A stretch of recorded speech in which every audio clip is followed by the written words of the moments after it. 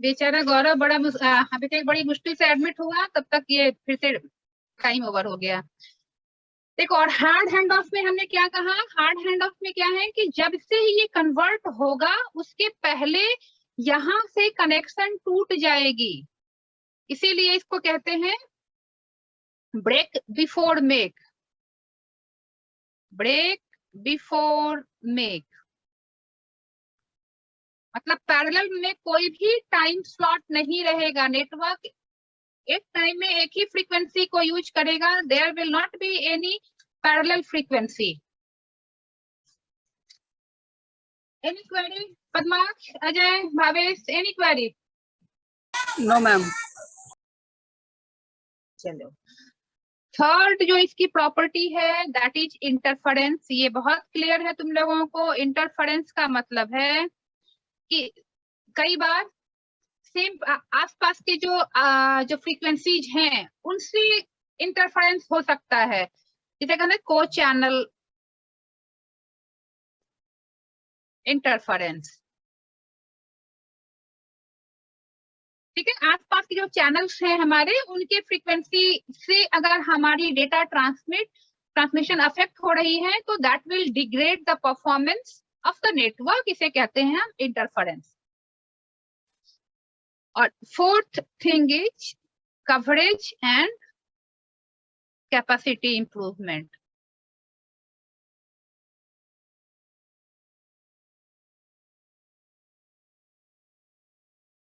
ठीक है, coverage and capacity improvement के लिए क्या किया था? देखो, हमने तो एक तो चीज की कि फ्रीक्वेंसी रीयूज के लिए हमने ज्योग्राफिकल एरिया को हेक्सागन में डिवाइड करके फ्रीक्वेंसी को रीयूज कर दिया।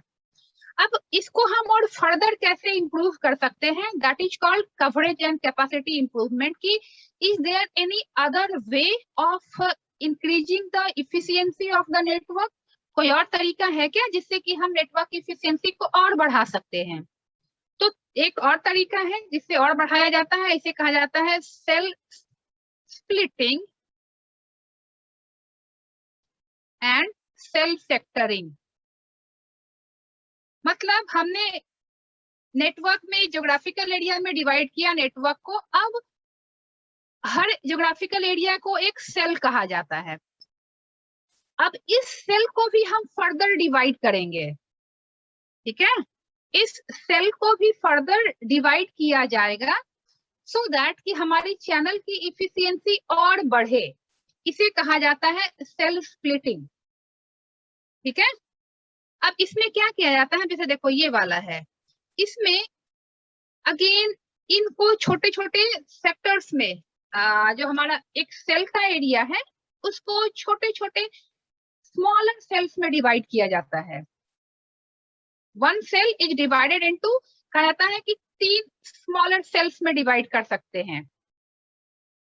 One cell divided into 3 smaller sales.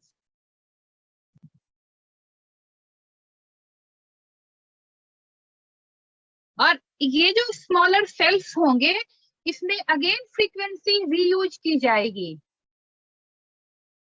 ठीक है, और हर स्मॉलर सेल का अपना बेस स्टेशन होगा। बेस स्टेशन हमने पढ़ा है जिससे कि यूजर डायरेक्ट रेडियो लिंक से कनेक्टेड होता है।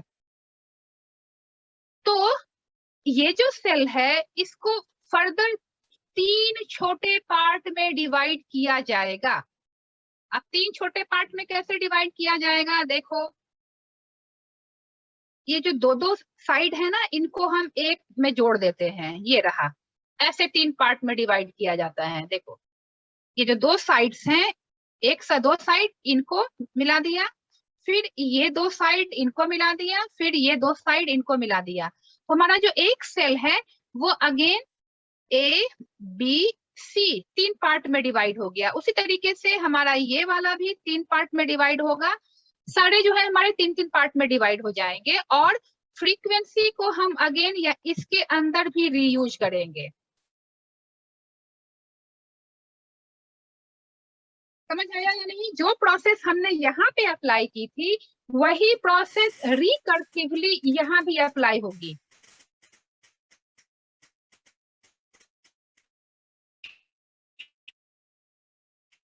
समझ आया या नहीं, ये बताइए। हेलो यस अभिषेक। मैम, डिस्टर्ब कर रहा हूँ आज तो सबको, बट मैम अभी आ गया क्लास में, जस्ट अभी ज्वाइन हो पाया हूँ। हाँ कोई नहीं, ये मैं सबसे पूछ लेती हूँ, कोई क्वेरी अगर नहीं होगी तो यही लास्ट टॉपिक था, फिर तुम्हारा कंटिन्यू करवा दूंगी मैं। ये बताओ, ये सेल स्प्लिटिंग समझ आया या नहीं? भावेश, गौरव, अजय, पद्माक्ष। क्लियर है मैम।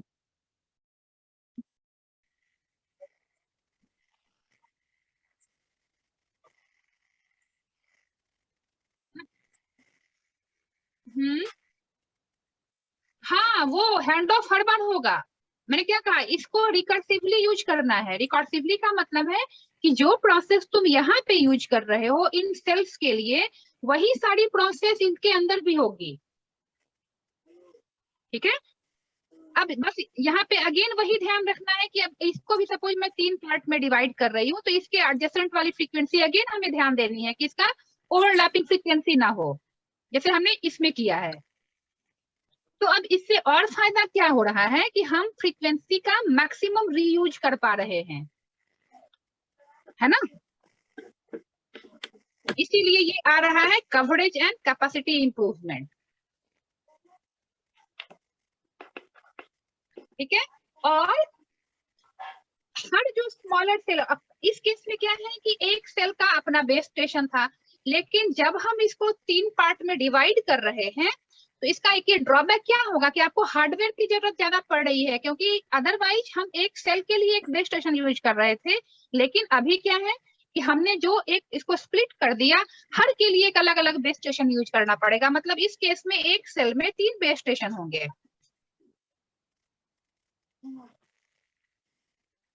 हाँ, ओवरहेड कॉस्ट ज्यादा हुआ, लेकिन आप ज्यादा यूजर को सर्व कर पा रहे हैं, आपका चैनल का बैंडविड्थ जो है वो मैक्सिमम यूटिलाइज हो रहा है, इफिशियंसी बढ़ रही है उसकी, है ना। तो ये कहाँ पे यूज होगा?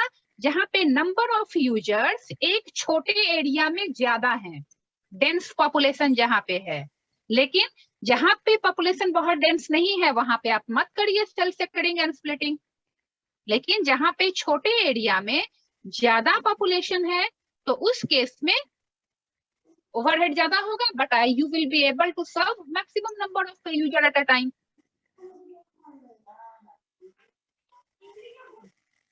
ठीक है, बाकी किसी और को डाउट है इसमें कोई? Padmaksh, any query? No ma'am, no ma'am.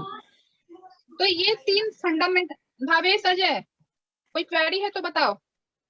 No ma'am. Clear है मैम। तो ये है हमारे 4 fundamentals, design fundamentals of networking. Design fundamentals, इसके साथ हमारा ये यूनिट खत्म हो गया। अब हम नेक्स्ट यूनिट जो आएगा हमारा, that will be your network security. ये भी नेक्स्ट टॉपिक जो हम अगली क्लास में करेंगे, ये है हमारा नेटवर्क सिक्योरिटी। ये वाला, इसकी क्लासेस मिस मत करना, इसमें हमें बहुत सारे क्रिप्टोग्राफिक एल्गोरिथम्स करना है। इसमें कुछ न्यूमेरिकल बेस्ड क्वेश्चन भी आते हैं कि क्रिप्टोग्राफिक एल्गोरिथम्स। ठीक है, नेटवर्क सिक्योरिटी में हमें क्रिप्टोग्राफिक एल्गोरिथम करना है। इस पे हमारा न्यूमेरिकल भी आता है कंपल्सरीली एग्जाम में। तो वेडनेसडे से हम ये शुरू करेंगे, क्लासेस मिस मत करना, मिस करोगे तो फिर समझ नहीं आएगा, बड़ी मुश्किल होगी समझने में। This is very important chapter. ठीक है, तो आज के लिए मैं इसको यहाँ वाइंड अप करती हूँ। अभिषेक, तुम रुक जाना क्लास में, तुम्हारा जो रह गया है अभी है 10 मिनट, मैं तुम्हारा करा देती हूँ। जिनका हो गया है, if you wish you can leave. Abhishek, कहाँ से छूटा था तुम्हारा, ये बताओ।